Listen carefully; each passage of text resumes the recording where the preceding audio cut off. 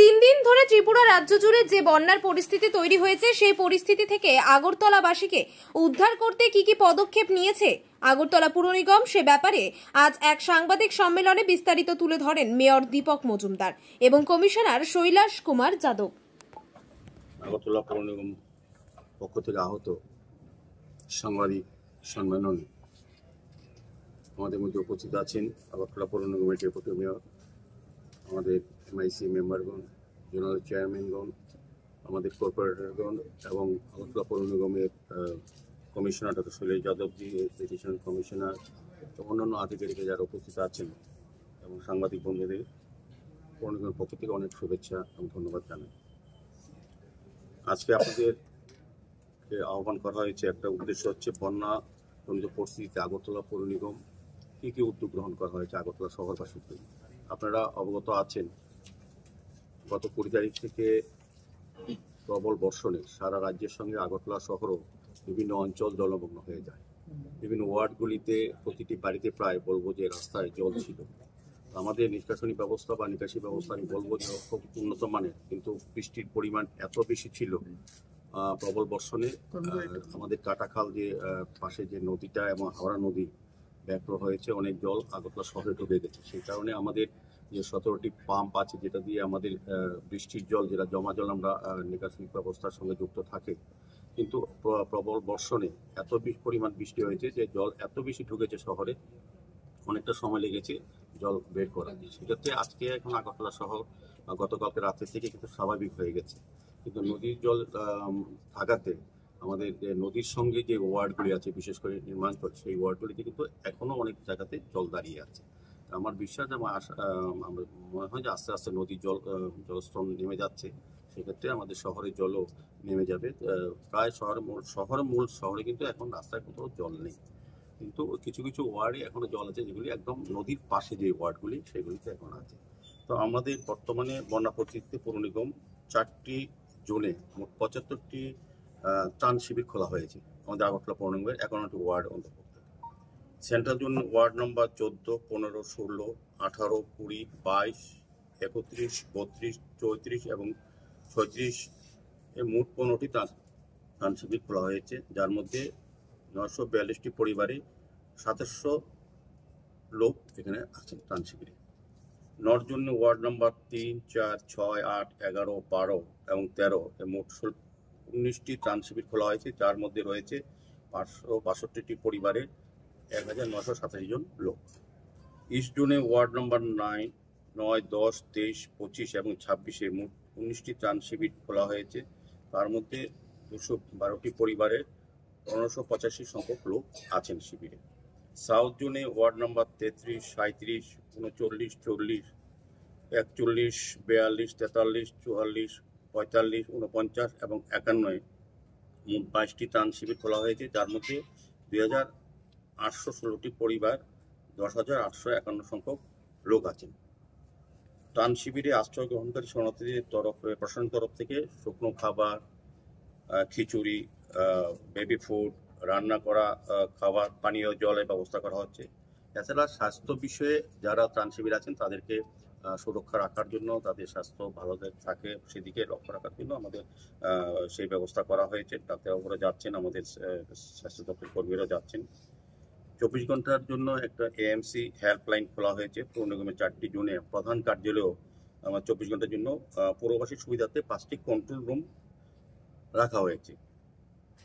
7640896289, 9862789182, 8131907785, 9436186155। আমাদের পৌর নিগমেতে আমাদের এই নিকাশনী ব্যবস্থার জন্য 17টি পাম্প আমাদের আছে।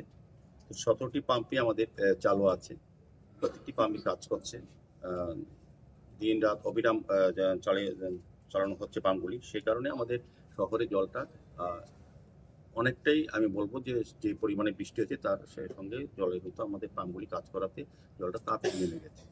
তারপর বলবো যে বিভিন্ন নদীর পাড়ে ওয়ার্ডগুলি এখনো জল আছে, এই কারণে নদীর জল যেহেতু নামেনি সেই কারণে ওয়ার্ডগুলিতে জলগুলি রয়ে গেছে কিছু ক্ষেত্রে। বৃষ্টিপাতের পরিমাণটা এত ছিল, যেরকম আমরা যে হিসাবটা আমাদের আছে, 19 তারিখ হয়েছে 176.5 মিলিমিটার এবং 20 তারিখ হয়েছে 182, 21 তারিখ হয়েছে 23। হাওড়া নদীতে সর্বোচ্চ জলস্তর 11.33 মিটার, এটা গতকাল অবধি। তো কাজেই সর্বোচ্চ জলস্তর ছিল হাওড়া নদীতে, বিপদসীমার উপর ছিল। সেই কারণে আগরতলা পরিস্থিতিটা অনেকটাই হয়েছে সারা রাজ্যের সঙ্গে আগরতলার অবস্থা।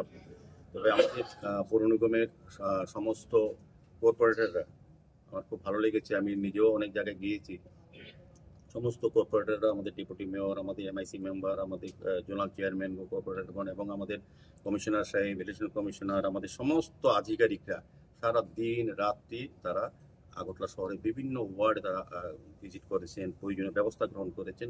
আমি ধন্যবাদ জানাই আমাদের রাজ্যের মাননীয় মুখ্যমন্ত্রী প্রফেসর ডক্টর মানিক সাহাকে। উনি দিন রাত্রি সারা রাত্রি উনি জায়গা থেকেছেন, আমার সঙ্গে কথা হয়েছে ফোনে, এবং উনি প্রত্যেকটি জায়গায় সারা রাজ্যের সঙ্গে শহরের প্রত্যেকটি ওয়ার্ডের খোঁজখবর নিয়েছেন।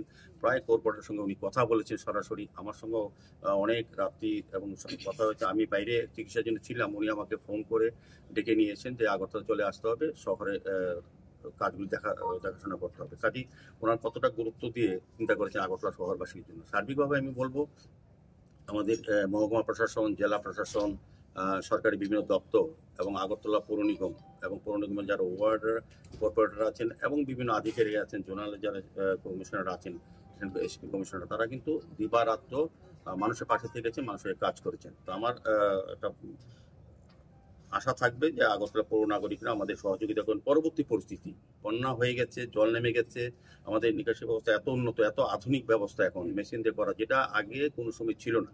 আজ এখন যেটা হয়েছে, যেটা আপনি এতটা জল ছিল, এটা হচ্ছে প্লাবন, ফ্লাড। এটার সঙ্গে আপনি সাধারণ অন্য সময় বৃষ্টি জমা জলের নিকাশি ব্যবস্থার সঙ্গে মিলালে হবে না। তো এটা আমাদের অনেক উন্নতর ব্যবস্থা, এখন আধুনিকভাবে হচ্ছে।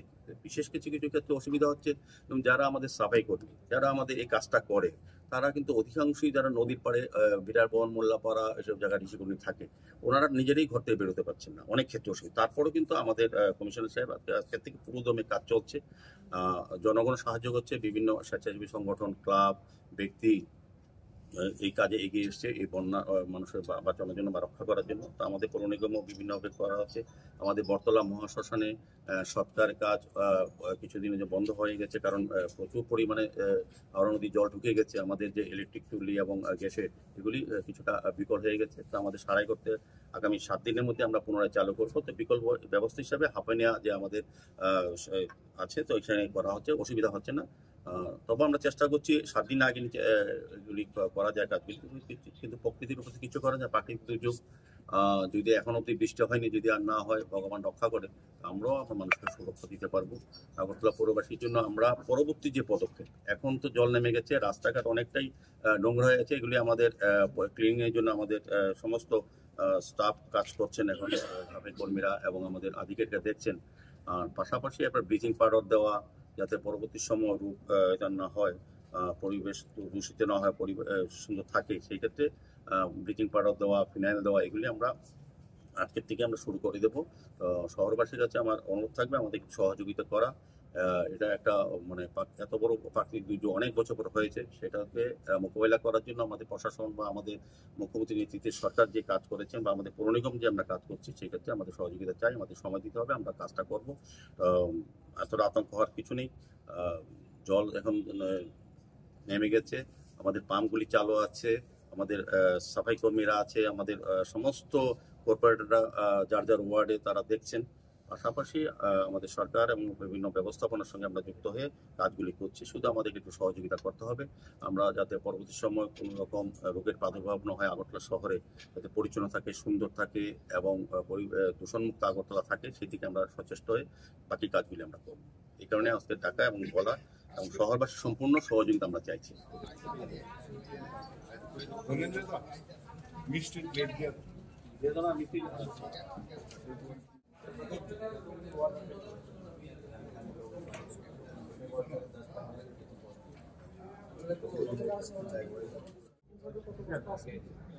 तो बोलो ये हमको 8 दिन में सप्लाई चाहिए, दे देगा ना।